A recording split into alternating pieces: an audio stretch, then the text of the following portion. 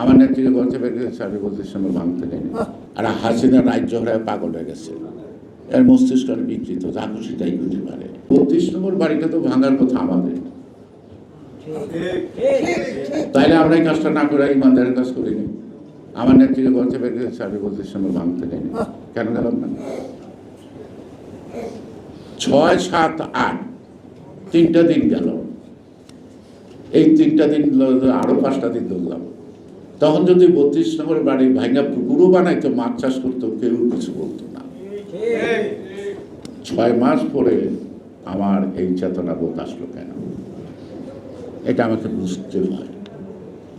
আমি খুশি অখুশির কথা বলছি না, আমি খুশি বা অখুশির কথা বলছি না।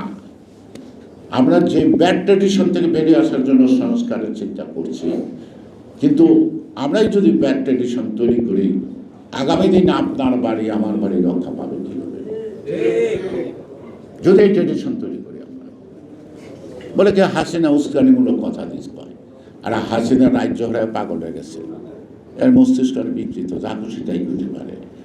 আমি তার কথায় কান দেবো কেন? আর সেই ফাঁদে পা দেবো কেন?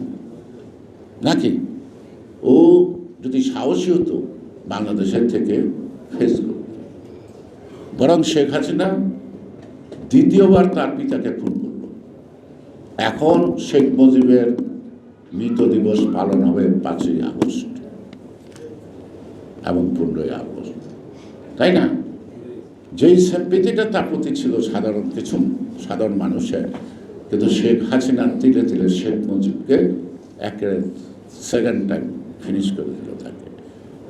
তো সুতরাং সে কথা বলবে, তার কথায় আবার কান দিতে হবে কেন? ষড়যন্ত্র চলমান।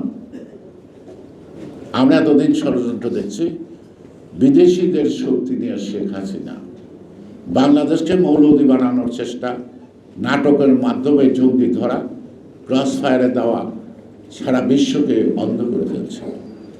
কিন্তু আস্তে আস্তে মানবাধিকার সংস্থা, প্রবাসীরা এটাকে কথা বলতে বলতে তাদের দৃষ্টি শক্তি ফিরিয়ে আনছে যে বাংলাদেশ জঙ্গিবাদী দল না।